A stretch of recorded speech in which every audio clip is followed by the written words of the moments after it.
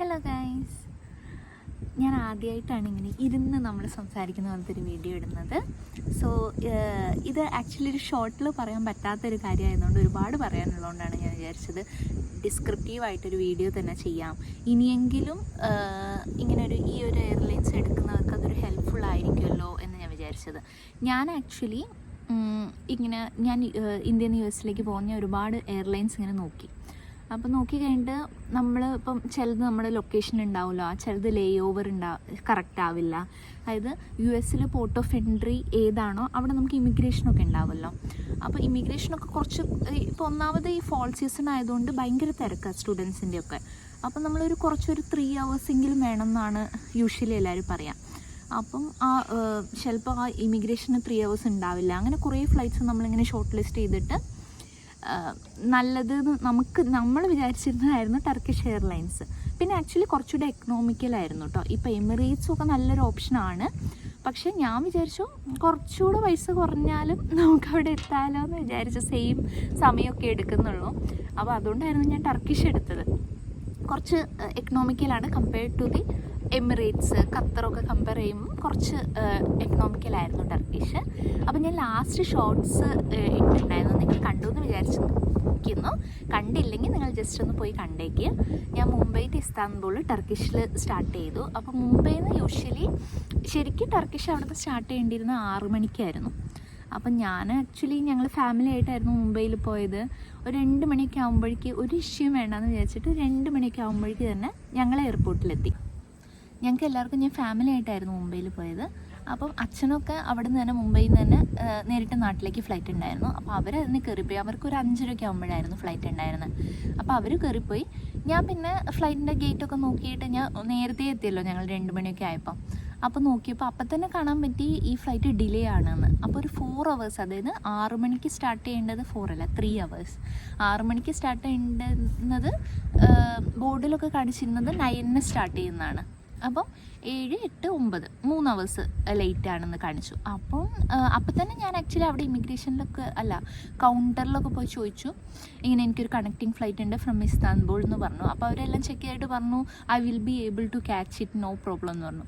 അപ്പം തന്നെ എനിക്ക് ഡൗട്ടായി. കാരണം ഈ 9 മണിക്ക് സ്റ്റാർട്ട് ചെയ്യുന്ന ഫ്ലൈറ്റ് അവിടെ എത്താൻ തന്നെ ഒരു 12:30 എങ്ങാനും ആവും. അപ്പോൾ എൻ്റെ ഫ്ലൈറ്റിൻ്റെ ബോർഡിങ് ടൈം സ്റ്റാർട്ട് ചെയ്യുന്നത് 12:50 അപ്പോൾ ഞാൻ അവരോടത് പറഞ്ഞു. പക്ഷെ അവർ പറഞ്ഞു no problem, you will be able to catch it എന്നൊക്കെ പറഞ്ഞു. അപ്പം ഞാൻ വിചാരിച്ചു ഓക്കെ ഇത് നേരത്തെ ഓടി എത്തുമായിരിക്കും എന്നൊക്കെ ഞാൻ വിചാരിച്ചു. പക്ഷേ ഞാൻ ഫ്ലൈറ്റിൽ കയറി. അപ്പം 9 o'clock ആകുമ്പോൾ ബോർഡിങ് സ്റ്റാർട്ട് ചെയ്തു. 8:30 ആകുമ്പോൾ ബോർഡിങ് സ്റ്റാർട്ട് ചെയ്തു. അപ്പം നമ്മൾ ഫ്ലൈറ്റിൽ കയറി കഴിഞ്ഞിട്ട് ഇത് റൺവേയിൽ തന്നെ ഇരിക്കുകയായിരുന്നു. അവിടുന്ന് മുംബൈയിൽ നിന്ന് ഫ്ലൈറ്റ് ആക്ച്വലി ഫ്ലൈ സ്റ്റാർട്ട് ചെയ്യാൻ വേണ്ടിയിട്ട് ഒരു 10 മണിയൊക്കെ കഴിഞ്ഞു. അപ്പം തന്നെ നമുക്കൊരു ടെൻഷനുണ്ട്, ഫ്ലൈറ്റ് കിട്ടുമോ കിട്ടില്ലേ. അപ്പം എല്ലാവരും പറഞ്ഞിരുന്നത് ഇൻ കേസ് നമ്മൾ ആ ഫ്ലൈറ്റ് മിസ്സായാലും, യൂഷ്വലി എയർലൈൻസൊക്കെ അങ്ങനെയാണല്ലോ ചെയ്യുക. അപ്പം ഏറ്റവും അടുത്തുള്ള ഫ്ലൈറ്റ് ഏതാണോ നെക്സ്റ്റ് ഇമ്മീഡിയറ്റ് അവൈലബിൾ ഫ്ലൈറ്റിന് ഇവർ നമുക്ക് ഷെഡ്യൂൾ ചെയ്ത് തരുന്നതായിരുന്നു. അപ്പം ഞാൻ വിചാരിച്ചു ഓക്കെ ഈ ഫ്ലൈറ്റ് കിട്ടിയില്ല, ഒരു 2-3 മണിക്കൂർ കഴിഞ്ഞാൽ നെക്സ്റ്റ് ഫ്ലൈറ്റ് ഉണ്ടാവുമല്ലോ എന്ന് വിചാരിച്ചു. അങ്ങനെ ഞങ്ങൾ ഒരു 6 hour ജേണിയൊക്കെ കഴിഞ്ഞിട്ട് ഇസ്താൻബുൾ എത്തി കഴിഞ്ഞപ്പോൾ നമ്മൾ ഒരുപാട് പേരുണ്ടായിരുന്നു കേട്ടോ കണക്റ്റിംഗ് ഫ്ലൈറ്റുള്ള. ഇസ്താൻബുൾ ആക്ച്വലി ടർക്കിഷ് എയർലൈൻസിൻ്റെ ഒരു മേജർ ഹബ്ബാണ്. അപ്പോൾ ഒരുപാട് ഇൻ്റർനാഷണൽ ലേ ഓവേഴ്സൊക്കെ വരുന്ന സ്ഥലമാണ്. അപ്പോൾ ഒരുപാട് പേരുണ്ടായിരുന്നു. എല്ലാവരും ഞങ്ങൾ ഇറങ്ങിയപ്പോൾ തന്നെ ഇങ്ങനെ അവരുടെ തന്നെ ഒരു ഫ്ലൈറ്റിൻ്റെ ടർക്കിഷ് കെയർ ടീമിൽ ഒരാളുണ്ടായിരുന്നു. അപ്പോൾ അയാൾ ഞങ്ങളെ ഫോളോ ചെയ്യാൻ പറഞ്ഞു. അയാളെ ഫോളോ ചെയ്യാൻ പറഞ്ഞു. ഞങ്ങൾ ഫോളോ ചെയ്തിട്ട് അപ്പം ഞാൻ ബോർഡിംഗ് പാസ് ഒരിടത്ത് കൊടുത്തപ്പോൾ അവർ പറഞ്ഞു, അവരെനിക്ക് ബോർഡിംഗ് പാസ് ചേഞ്ച് ചെയ്ത് തന്നു. ഓക്കെ ഈ ഫ്ലൈറ്റ് ഇവിടെ തന്നെ ഉണ്ട്, നിങ്ങൾക്കിത് കിട്ടും, നിങ്ങൾ പെട്ടെന്ന് അവിടെ എത്തിക്കഴിഞ്ഞാൽ കിട്ടും, ഈ ഫ്ലൈറ്റും ഡിലേഡ് ആണെന്ന് പറഞ്ഞു, ഡെൻവറിലേക്കുള്ള ഫ്ലൈറ്റ്. അപ്പം ഞാനും എൻ്റെ കൂടെ ഒരു 4 പേരും ഉണ്ടായിരുന്നു. അപ്പം ഞങ്ങളെല്ലാവരും കൂടി ഓടി. ഇസ്താൻബുൾ എയർപോർട്ടൊന്നും ഞാൻ ആക്ച്വലി ഒരു വലിയ എയർപോർട്ടായിരുന്നു. പക്ഷെ ഞാൻ വിചാരിച്ചു ഇതൊന്നും കാണാൻ പോലും പറ്റിയില്ലല്ലോ, ഓടി പോവാണല്ലോ എന്ന് ഞാൻ വിചാരിച്ചായിരുന്നു. ഓടുമ്പോൾ ഉള്ള ശക്തിയൊക്കെ എടുത്ത് ഞങ്ങൾ ഓടി. ഒരുപാട് പോകണമായിരുന്നു. അങ്ങനെ ഭയങ്കര വലിയ എയർപോർട്ടാണ്. ഞങ്ങൾ ഓടി അവിടെ എത്തിയപ്പോൾ ആക്ച്വലി ഗേറ്റ് ക്ലോസ്ഡാണ്, ഒരു മനുഷ്യനും ഇല്ല ചോദിക്കാനും. അപ്പം ഞങ്ങൾ പിന്നെ അവിടെ വേറെ കുറച്ച് ദൂരം നടന്നിട്ട് ഒരു സ്ഥലത്തെത്തിയപ്പോൾ അവരോട് ചോദിച്ചപ്പോൾ അവർ പറഞ്ഞു ആക്ച്വലി ഫ്ലൈറ്റ് അവിടെ ഉണ്ട്, ഞങ്ങൾക്ക് കാണാൻ പറ്റുന്നുണ്ട്, പക്ഷേ ഗേറ്റ് ക്ലോസ്ഡ് ആണ്, കയറാൻ പറ്റില്ല എന്ന് പറഞ്ഞു. ഞങ്ങളിങ്ങനെ പറഞ്ഞെങ്കിലും ഈ ഫ്ലൈറ്റ് ഡിലേഡ് ആണ് ഞങ്ങളോട് ഇങ്ങനെ പറഞ്ഞു എന്നൊക്കെ പറഞ്ഞെങ്കിലും അവർ ആക്ച്വലി യൂഷ്വൽ പ്രൊസീജിയർ, അവർ ഗേറ്റ് ക്ലോസ്ഡ് ആയല്ലോ. അപ്പം ഞങ്ങൾ ഓക്കെ എന്നാൽ നെക്സ്റ്റ് ഇമ്മീഡിയറ്റ് ഫ്ലൈറ്റ് ഏതാണെന്ന് അന്വേഷിക്കാൻ വേണ്ടിയിട്ട് ഞങ്ങൾ കെയർ ടീമിലേക്ക് പോയി. അപ്പം നിങ്ങൾ ആലോചിക്കണം, എനിക്ക് ആക്ച്വലി ബോർഡിംഗ് പാസ് മാറ്റി കിട്ടി. അപ്പം മാറ്റി കിട്ടിയ സ്ഥിതിക്ക് ആക്ച്വലി അവരുടെ ലിസ്റ്റിൽ ഞാൻ ഈ ഫ്ലൈറ്റിൽ ട്രാവൽ ചെയ്യുന്നു എന്നാണ്. അപ്പം ഞാൻ സിം എടുത്തിട്ടില്ലായിരുന്നു, എൻ്റെ ഇന്ത്യയിൽ സിം വീട്ടിൽ തന്നെയായിരുന്നു. അപ്പം എനിക്ക് എയർപോർട്ടിൽ വൈഫൈ ഉണ്ടല്ലോ, എയർപോർട്ട് വൈഫൈ യൂസ് ചെയ്യുക കുറച്ച് സമയമല്ലേ ഉള്ളൂ. ഞാൻ എൻ്റെ ഒരു പെർഫെക്റ്റ്ലി പ്ലാൻഡ് ട്രിപ്പായിരുന്നു, അതായത് എല്ലായിടത്തും ഒരു 3 hours 2.5 hours. അപ്പോൾ കറക്റ്റായിട്ട് നമുക്ക് ഒരു ഗേറ്റിൽ നിന്ന് മറ്റേ ഗേറ്റിലേക്ക് എത്താനുള്ള സമയം, കുറച്ച് ടൈം വെയിറ്റിങ്. അപ്പോൾ എനിക്ക് അതിൻ്റെ ആവശ്യമില്ലല്ലോ. അപ്പം ഞാൻ സിം വീട്ടിലായിരുന്നു, വൈഫൈ കണക്ട് ചെയ്തു. സിൻസ് ഗേറ്റ് വൈഫൈ കണക്ട് ചെയ്തു. എയർപോർട്ടിൽ വൈഫൈ 1 hourലേക്ക് എന്താ നമുക്ക് പാസ്പോർട്ട് സ്വൈപ്പ് ചെയ്തിട്ട് 1 hourലേക്കാണ് ഇസ്താൻബുൾ എയർപോർട്ടിൽ വൈഫൈ കിട്ടുക. അവരുടെ കെയർ ടീം എന്ന് വെച്ചാൽ ഭയങ്കര തിരക്കുള്ള സ്ഥലമാണ് ഇത്. ഇസ്താൻബുൾ എയർപോർട്ട് എന്ന് പറയുന്നത് തന്നെ ടർക്കിഷാണ് അവിടുത്തെ മെയിൻ എയർലൈൻസ്. വേറെ എയർലൈൻസ് എന്തോ ഒരു ചെറിയ ഡൊമസ്റ്റിക് അവിടെ ഇവിടെയൊക്കെ ഉണ്ട്, എയർ ഫ്രാൻസ് ഉണ്ട്, പക്ഷേ ടർക്കിഷിൻ്റെ മെയിൻ ഹബ്ബാണത്. സോ ടർക്കിഷിൻ്റെ ഒരുപാട് കെയർ ടീംസ് അവിടെ ഇവിടെയൊക്കെ ഉണ്ട്. നമുക്ക് ഇങ്ങനെ കസ്റ്റമർ കെയർ സെൻറ്ററൊക്കെ പോലെ നമുക്ക് അവിടെ പോയിട്ട് ടിക്കറ്റ് റീഷെഡ്യൂൾ ചെയ്യാം, ഐറ്റിനറി ചേഞ്ച് ചെയ്യാം, ക്യാൻസൽ ചെയ്യാം, അങ്ങനത്തെ ഒക്കെ സെൻറ്റർ ഉണ്ട്. പക്ഷെ അവിടെയൊക്കെ നമ്മൾ ടോക്കൺ എടുത്ത് വെയിറ്റ് ചെയ്യണം. അപ്പം ഞങ്ങളൊരു 12:30-1 മണിയൊക്കെ ആകുമ്പോൾ അവിടെ എത്തിയെങ്കിലും നമുക്ക് ഫ്ലൈറ്റ് മിസ്സായെന്ന് മനസ്സിലായെങ്കിലും നമ്മൾ പിന്നെ ഇവരോട് സംസാരിക്കാനായിട്ട് 1 മണിക്കൂറൊക്കെ ടോക്കൺ എടുത്ത് വെയിറ്റ് ചെയ്തു. എന്നിട്ട് നമ്മൾ അവരോട് പോയി സംസാരിച്ചപ്പം അവർ പറഞ്ഞത് എന്താ വെച്ചാൽ ഇന്നും നാളെയും ഇനി ഡെൻവറിലേക്ക് ഫ്ലൈറ്റ് ഒന്നും ഇല്ല. അപ്പം ഞാൻ അവരോട് പറഞ്ഞു എനിക്ക് ആക്ച്വലി ഡെൻവർ അല്ലല്ലോ എൻ്റെ ഫൈനൽ ഡെസ്റ്റിനേഷൻ, ഡെമോണൈസാണ് എൻ്റെ ഫൈനൽ ഡെസ്റ്റിനേഷൻ. അപ്പോൾ അറ്റ്ലീസ്റ്റ് ഡെമോണൈസിലേക്ക് ഡയറക്റ്റ് ആയിട്ടുള്ള ഐറ്റ്നറി ആയാലും എനിക്ക് മതി, അല്ലെങ്കിൽ ഡെൻവർ അല്ലാതെ വേറെ ഏതെങ്കിലും ലൊക്കേഷനിലൂടെ ഡെമോണൈസ് ആയാലും മതി എന്ന് പറഞ്ഞപ്പോഴും അവർക്ക് തന്നെ വലിയൊരു ഐഡിയ ഇല്ലാത്ത പോലെ എനിക്ക് തോന്നി. ഭയങ്കര മോശം കസ്റ്റമർ സർവീസ് ആയിരുന്നു എനിക്ക് അവിടെ നിന്ന് കിട്ടിയത്. കാരണം അവർ തന്നെ അങ്ങോട്ടും ഇങ്ങോട്ടും ഒരുപാട് സംസാരിക്കും, നമ്മൾ ഒരുപാട് വെയിറ്റ് ചെയ്യിപ്പിക്കും. അത് കഴിഞ്ഞിട്ട് അവർ പറഞ്ഞു എന്തായാലും ഫ്ലൈറ്റ് ഇല്ല, ഇന്നും നാളെയും ഇല്ല, നെക്സ്റ്റ് അവൈലബിൾ ഫ്ലൈറ്റ് എന്താണെന്ന് അവർ നോക്കട്ടെ എന്ന് പറഞ്ഞു. അപ്പം അപ്പോഴത്തേക്ക് തന്നെ ഒരു 3 മണിയായി. നമ്മൾ ഓൾറെഡി 1 മണിക്ക് എത്തി, 3 മണിയായി. നമുക്ക് 1 മണിക്കൂറേ നെറ്റ് ഉണ്ടായിരുന്നുള്ളൂ, വൈഫൈ ഉണ്ടായിരുന്നുള്ളൂ. അപ്പോൾ വൈഫൈ 1 മണിക്കൂർ കിട്ടിയപ്പോൾ ഞാൻ വീട്ടിലേക്ക് വിളിച്ച് പറഞ്ഞു ഇങ്ങനെ ഫ്ലൈറ്റ് മിസ്സായി, റീഷെഡ്യൂൾ ചെയ്യണം എന്നൊക്കെ പറഞ്ഞു. അപ്പോൾ ഓൾറെഡി റീഷെഡ്യൂൾ ചെയ്യാമല്ലോ എന്ന് വിചാരിച്ച് അവരും ഇരുന്നു. അപ്പോൾ അതിൻ്റെ മുന്നേ തന്നെ ഞാൻ വൈഫൈ കണക്ട് ചെയ്യുന്നതിന് മുന്നേ വീട്ടുകാർ ആക്ച്വലി ഇങ്ങനെ ട്രാക്ക് ചെയ്യുമല്ലോ. അപ്പം ഇങ്ങനെ വിളിക്കാത്തതുകൊണ്ട് യൂഷ്വലി ഞാൻ ഡെൻവർ എത്തിക്കഴിഞ്ഞാൽ അറിയിക്കാമെന്നായിരുന്നല്ലോ പറഞ്ഞത്. അപ്പോൾ അവർ ടർക്കിഷിൻ്റെ എയർലൈൻസിനൊക്കെ കോൺടാക്ട് ചെയ്തപ്പോൾ, കസ്റ്റമർ കെയറിനൊക്കെ കോൺടാക്ട് ചെയ്തപ്പോൾ ഞാൻ പറഞ്ഞില്ല ഓൾറെഡി എനിക്ക് ബോർഡിംഗ് പാസ് കിട്ടി. അവർ ഫ്ലൈറ്റ് ഇവിടെ തന്നെ ഉണ്ട് ഓടിക്കുക എന്ന് പറഞ്ഞപ്പോൾ ബോർഡിംഗ് പാസ് അവർ ചേഞ്ച് ചെയ്തല്ലോ. അപ്പം അവർ കസ്റ്റമർ കെയർ പറഞ്ഞു ഞാൻ ഓൾറെഡി ആ ഡെൻവറിൻ്റെ ഫ്ലൈറ്റിൽ ബോർഡ് ചെയ്തിട്ടുണ്ടെന്ന്. അതും ഭയങ്കര ഇറസ്പോൺസിബിൾ ആയിട്ടുള്ള ഒരു റിപ്ലൈ ആയിരുന്നു അത്. ഞാനിവിടെ തന്നെ ഇസ്താൻബുളിൽ തന്നെ ഉണ്ട്, പക്ഷെ അവരങ്ങനെ ഒരു റിപ്ലൈ ആയിരുന്നു വീട്ടുകാർക്ക് കൊടുത്തത്. അപ്പോൾ അവർ ഓക്കെ ഞാൻ ഫ്ലൈറ്റ് കയറി, എന്തോ കാരണം കൊണ്ട് വിളിക്കാൻ പറ്റിയില്ല എന്നുള്ള ഒരു വിചാരത്തിലിരിക്കുകയായിരുന്നു. പിന്നെ 1 മണിക്കൂർ വൈഫൈ ഒക്കെ കഴിഞ്ഞപ്പോൾ എനിക്ക് വൈഫൈന് എന്ത് ചെയ്യുമെന്ന് അറിഞ്ഞൂടാ. അപ്പോൾ ഞാൻ പേയ്മെൻറ്റ് ചെയ്ത് കഴിഞ്ഞിട്ട് ഒരു പേയ്മെൻറ്റ് ചെയ്ത് വൈഫൈ യൂസ് ചെയ്യാനുള്ളൊരു ഓപ്ഷൻ ഉണ്ടായിരുന്നു അവിടുത്തെ എനിക്ക് തോന്നുന്നു ഇസ്താൻബുൾ കറൻസി ഒരു 7 ഇസ്താൻബുൾ കറൻസിക്ക് എന്താ പറയുക അറിഞ്ഞൂടാ, 7 ഇതൊക്കെ യൂസ് ചെയ്ത് കഴിഞ്ഞാൽ നമുക്ക് വൈഫൈ യൂസ് ചെയ്യാം. അപ്പം ഞാൻ എൻ്റെ കാർഡ് കൊണ്ട് വൈഫൈ യൂസ് ചെയ്തു. പിന്നെ ഞാൻ എല്ലാവരും വിളിച്ചൊക്കെ പറഞ്ഞു. പിന്നെ അവർ നമ്മൾ ഒരുപാട് ചോദിച്ചു കഴിഞ്ഞാൽ നമ്മൾ കുറച്ച് നൈസായി നിൽക്കുകയൊക്കെ ചെയ്ത് കഴിഞ്ഞാൽ അവർ ചുമ്മാ ഇവിടെ എവിടെയെങ്കിലും ഇരുന്നോ എന്നൊക്കെയുള്ള രീതിയിൽ സംസാരിക്കും. ഞാൻ ഒരുപാട് പേരോട് അങ്ങനെ സംസാരിക്കുന്നത് കണ്ടു. അപ്പോൾ എനിക്ക് തന്നെ ആക്ച്വലി കുറച്ച് ഈ ഒറ്റയ്ക്ക് ട്രാവൽ ചെയ്യുന്ന കുറച്ച് വയസ്സായ ആൾക്കാരൊക്കെ ഉണ്ടാവില്ലേ, അവരൊക്കെ ഭയങ്കരമായിട്ട് റൂഡായിട്ട് പെരുമാറുന്നത് എനിക്ക് തോന്നുന്നു. ഇനി അവരുടെ ലാംഗ്വേജ് ഇഷ്യൂവിനെ കൊണ്ടാണോ എന്ന് അറിഞ്ഞുകൂടാ, ഭയങ്കര റൂഡായിട്ടായിരുന്നു അവർ കസ്റ്റമർ കെയർ സർവീസിൻ്റെയൊക്കെ ബിഹേവിയർ. അവരുടെ ഭാഗത്തൊരു ഇഷ്യൂ ആയിട്ട് കൂടെ അവരത് അഡ്രസ്സ് ചെയ്യാനോ നമുക്ക് വേണ്ട സൗകര്യങ്ങൾ ഒരുക്കാനോ ഒന്നും അവരങ്ങനെ റെഡി ആയിരുന്നില്ല. അൺലെസ് നമ്മൾ കുറച്ച് സ്ട്രോങ് ആയി നിന്നിട്ടില്ലെങ്കിൽ അവർ എനിക്കൊന്നും അറിഞ്ഞൂടാ, നിങ്ങളെവിടെ എവിടെയെങ്കിലും ഇരിക്കൂ, നെക്സ്റ്റ് ഫ്ലൈറ്റ് ശരിയാക്കാം, അങ്ങനെയൊക്കെ പറഞ്ഞിട്ട് ഒഴിഞ്ഞ് മാറുന്ന പോലെ എനിക്ക് തോന്നിയത്. അപ്പം ഞാൻ ക്യൂവിൽ ഞാൻ എൻ്റെ കെയർ എക്സിക്യൂട്ടീവിനോട് സംസാരിക്കുമ്പോൾ തന്നെ ഈ നോർത്ത് ഇന്ത്യയിൽ നിന്നൊക്കെ ഉള്ള ഒരുപാട് കുറച്ച് വയസ്സായിട്ടുള്ള കുറച്ച് അമ്മമാരൊക്കെ ഉണ്ടായിരുന്നു. അവർക്ക് ആക്ച്വലി ശരിക്കും അങ്ങനെ കമ്മ്യൂണിക്കേറ്റ് ചെയ്യാനും അറിയില്ല. അപ്പോൾ അവർ വൈഫൈ യൂസ് ചെയ്തിട്ട് മക്കൾ വിളിക്കും, എന്നിട്ട് മക്കൾ ഇവരോട് പറയും, അങ്ങനെയൊക്കെ ആയിരുന്നു. അപ്പോൾ എന്നിട്ട് പോലും അവർക്ക് അക്കോമഡേഷൻ്റെ കാര്യമൊന്നും ഇവർ പറഞ്ഞിട്ടുണ്ടായിരുന്നില്ല.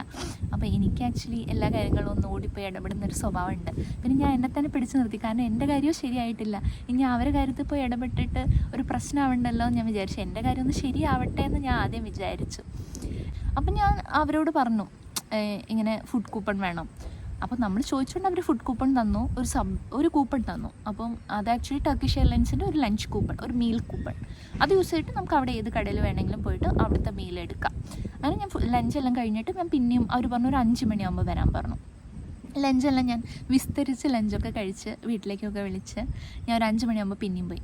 അപ്പോൾ അവരെന്നോട് പറഞ്ഞു ഇങ്ങനെ നിങ്ങൾക്ക് റീഷെഡ്യൂൾ ചെയ്യാം, പക്ഷേ 2 ഡേയ്സ് കഴിഞ്ഞിട്ടേ ഉള്ളൂ. അവിടുന്ന്, അതായത് ഇസ്താംബൂളിൽ നിന്ന് പിറ്റേന്നൊന്നും ഡെൻവറിലേക്കൊന്നും ഫ്ലൈറ്റ് ഇല്ല, ഉള്ള ഫ്ലൈറ്റൊക്കെ ആണെങ്കിൽ ഫുള്ളുമാണ്. അതുകൊണ്ട് വേറൊരു റൂട്ടിലൂടെ ഡെമോണൈസ് എത്തുന്ന പോലെ റീഷെഡ്യൂൾ ചെയ്യാമെന്ന് പറഞ്ഞു. പറഞ്ഞു ഓക്കെ. അപ്പോൾ ഞാൻ 18-നാണ് ട്രാവൽ സ്റ്റാർട്ട് ചെയ്തത്. സോ 18th നൈറ്റ് തന്നെ ഞാൻ ഇവിടെ എത്തേണ്ടതായിരുന്നു, ആക്ച്വലി US എത്തേണ്ടതായിരുന്നു. പക്ഷെ അവർ പറഞ്ഞു 20th ഇനി അവിടുന്ന് നെക്സ്റ്റ് ഫ്ലൈറ്റ് ഷെഡ്യൂൾ ചെയ്യാൻ, ഐറ്റിനറി ചേഞ്ച് ചെയ്തിട്ട് ഷെഡ്യൂൾ ചെയ്യാൻ പറ്റുള്ളൂ. ഞാൻ ആക്ച്വലി കുറച്ച് ഞാൻ അവരോട് എത്രയും നേരത്തെ ചെയ്യാൻ പറ്റുമോ എന്നൊക്കെ ചോദിച്ചെങ്കിലും, പക്ഷേ ഫ്ലൈറ്റ് ഫുള്ളാണോ ഒന്നും ചെയ്യാൻ പറ്റില്ല എന്ന് അവർ പറഞ്ഞുകൊണ്ട് ഞാൻ എഗ്രി ചെയ്തു. അങ്ങനെ അപ്പോൾ നെക്സ്റ്റ് ഉള്ളത് ഞാൻ 18th to 20th എന്ത് ചെയ്യുന്നതാണ്. അപ്പോൾ പിന്നെ അവർ പറഞ്ഞു ഓക്കെ ഹോട്ടൽ അക്കോമഡേഷൻ തരാം. ഹോട്ടൽ അവർ തരുമെങ്കിൽ കൂടെ ഹോട്ടലിന് അവരൊരു സ്ലിപ്പൊക്കെ തന്നു, അവിടെ ഒരു ഹോട്ടൽ ഡെസ്ക് ഉണ്ട്. അപ്പോൾ നമ്മൾ ഹോട്ടൽ ഡെസ്കിൽ പോയി കഴിഞ്ഞാൽ അവർ നമ്മളെ ഡയറക്റ്റ് ചെയ്യുമെന്നാണ് അവർ പറഞ്ഞത്. ടർക്കിഷ് എയർലൈൻസിൻ്റെ തന്നെ അവർ പാർട്ട്നേർഡായിട്ടുള്ള കുറച്ച് ഹോട്ടൽസ് ഉണ്ട്. അപ്പോൾ അവരങ്ങോട്ട് ടു ആൻഡ് ഫ്രോ ട്രാൻസ്പോർട്ടേഷനൊക്കെ അറേഞ്ച് ചെയ്യുമെന്നൊക്കെ പറഞ്ഞു. പക്ഷേ ടു ഡൂ ദാറ്റ് നമുക്ക് വിസ വേണം. അതായത് നമ്മളെ എയർപോർട്ടിൽ നിന്ന് പുറത്തിറങ്ങല്ലേ, അപ്പോൾ നമുക്ക് ഒരു ട്രാൻസിറ്റ് വിസ പോലെ അല്ലെങ്കിൽ ടർക്കിയുടെ ഒരു വിസ വേണം നമുക്ക് പുറത്തിറങ്ങണമെങ്കിൽ. ഇമിഗ്രേഷൻ കഴിഞ്ഞിട്ട് വേണം നമുക്ക് പുറത്തിറങ്ങാൻ. അപ്പം ഞാൻ അവരോട് ചോദിച്ചു വിസ ഓൾറെഡി എൻ്റെ നെറ്റ് കഴിയാറായി, അപ്പോൾ വിസ നമ്മൾ തന്നെ അപ്ലൈ ചെയ്യണമെന്ന് അവർ പറഞ്ഞത്. നമ്മളവരോട് കുറേ ചോദിച്ചെങ്കിലും പിന്നെ എൻ്റെ കൂടെ കുറച്ച് എൽഡർലി ആയിട്ടുള്ള ആൾക്കാരുണ്ടായിരുന്നു, അപ്പോൾ അവർക്കൊക്കെ വിസ ചെയ്യണ്ടേ. അപ്പം അവർ പക്ഷെ അതിനൊന്നും അവർ ഹെൽപ്പേ ചെയ്യില്ല, അത് നമ്മുടെ ഉത്തരവാദിത്തമാണെന്നുള്ള രീതിയിലായിരുന്നു അവർ സംസാരിച്ചത്. അപ്പോൾ എനിക്ക് പക്ഷേ വിസയുടെ വെബ്സൈറ്റ് ആണെങ്കിലും ടർക്കിഷിന് എന്തോ ഒരു പ്രോബ്ലം ഉണ്ടായിരുന്നു അന്ന്. അപ്പം നമ്മൾ കുറേ നേരം ട്രൈ ചെയ്തു, പക്ഷെ പറ്റുന്നില്ല. എന്നിട്ട് ഞങ്ങൾ ഒരുപാട് പേര്, കുറച്ച് പേരൊക്കെ ഗിവ് അപ്പ് ചെയ്തു. അവർ ശരി എന്ന് പറഞ്ഞിട്ട് എയർപോർട്ടിൽ തന്നെ ഇരിക്കാമെന്നൊക്കെ തീരുമാനിച്ചു. കുറച്ച് പേരൊക്കെ സ്വന്തം എയർപോർട്ടിൽ തന്നെ ഹോട്ടലൊക്കെ ഉണ്ട്, പോഡ്സ് ഉണ്ട്, സ്ലീപ്പിംഗ് പോഡ്സ് ഉണ്ട്.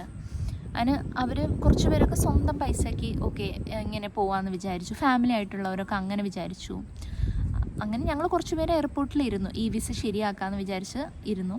പിന്നെ കുറച്ച് ഞങ്ങൾക്കൊന്നും നോക്കിയിട്ട് കിട്ടിയില്ല. പിന്നെ അവസാനം ഞാൻ വീട്ടിൽ വിളിച്ചു. അപ്പം ഒരു 12 മണിയൊക്കെ ആകുമ്പോഴേക്ക്, ഒരു 10 മണിയൊക്കെ കഴിയുമ്പോഴേക്ക് ചേച്ചി എനിക്ക് വിസ എടുത്ത് തന്നു. ചേച്ചിക്ക് നാട്ടിൽ നിന്ന് വിസ എടുക്കാൻ പറ്റി. നമ്മൾ പേയ്മെൻറ്റൊക്കെ ചെയ്യണേ, നമുക്കൊരു $50 എന്തോ ആണ് ടർക്കിഷ് വിസയ്ക്ക്. അപ്പം ചേച്ചി അത് പേയ്മെൻ്റ് എല്ലാം ചെയ്തിട്ട് എനിക്ക് വിസ ഇങ്ങോട്ട് അയച്ചു തന്നു. അപ്പം ഞാൻ ആ വിസയും കൊണ്ടിട്ട് പിന്നെ ഹോട്ടൽ ഡെസ്കിൽ പോയി. ഹോട്ടൽ ഡെസ്കിൽ നിന്ന് അവർ ഗ്രൂപ്പായിട്ട് ആക്ച്വലി കാറ്റഗറൈസ് ചെയ്തിട്ട് ഇരുത്തും. എന്നിട്ട് അവർ നമ്മളെ വിളിച്ചിട്ട് നമ്മുടെ പേര് വിളിച്ചിട്ട് നമ്മൾ ഹോട്ടലിലേക്ക് ആക്കും. ഞാൻ ആക്ച്വലി ഹിൽട്ടൻ്റെ ഒരു ഹോട്ടലിലായിരുന്നു നിന്ന്. അക്കോമഡേഷനൊക്കെ ഭയങ്കര നല്ലതായിരുന്നു, അതൊന്നും അത്ര കുഴപ്പമുണ്ടായിരുന്നില്ല. വിത്ത് മീൽസ് ആയിരുന്നു. ഞാൻ ആക്ച്വലി 18th നൈറ്റ് പോയപ്പോൾ 19th full meals, lunch, breakfast, lunch, dinner, ഈ 3 മീൽസും ഉണ്ടായിരുന്നു. നല്ല അക്കോമഡേഷൻ ആയിരുന്നു. അത് കഴിഞ്ഞിട്ട്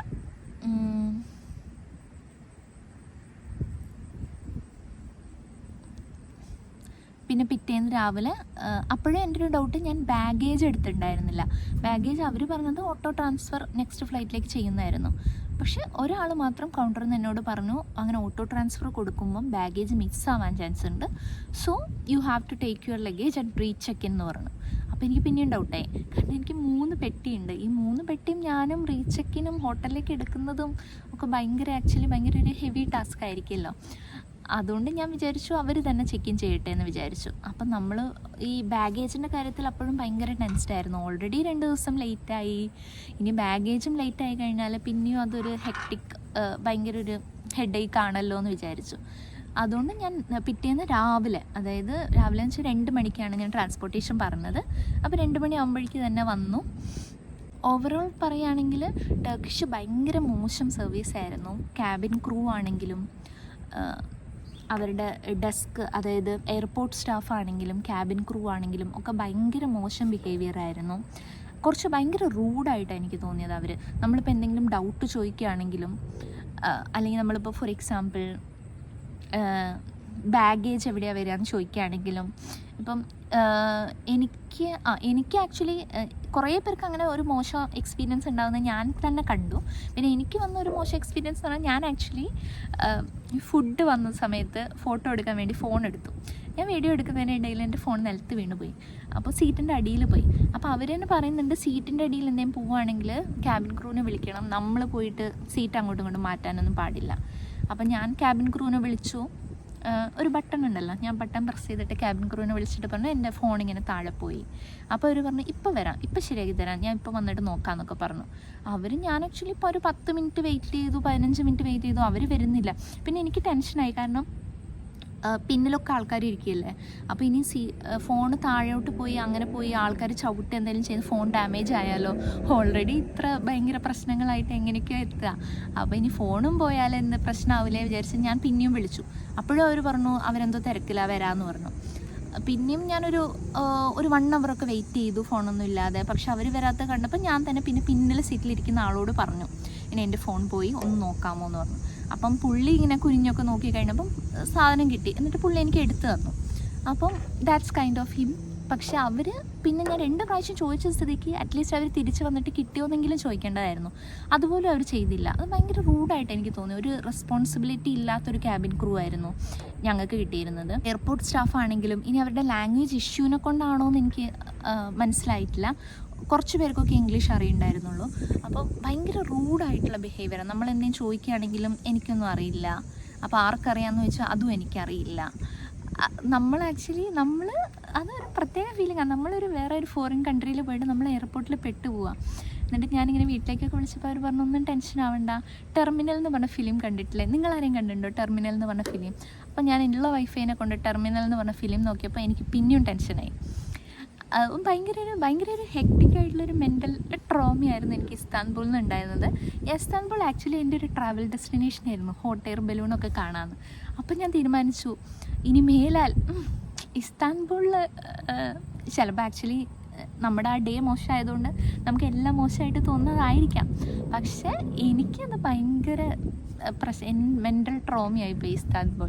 അപ്പോൾ ഇനി മേലാൽ ഞാൻ ടർക്കിഷ് എയർലൈൻസ് ചൂസ് ചെയ്യില്ല.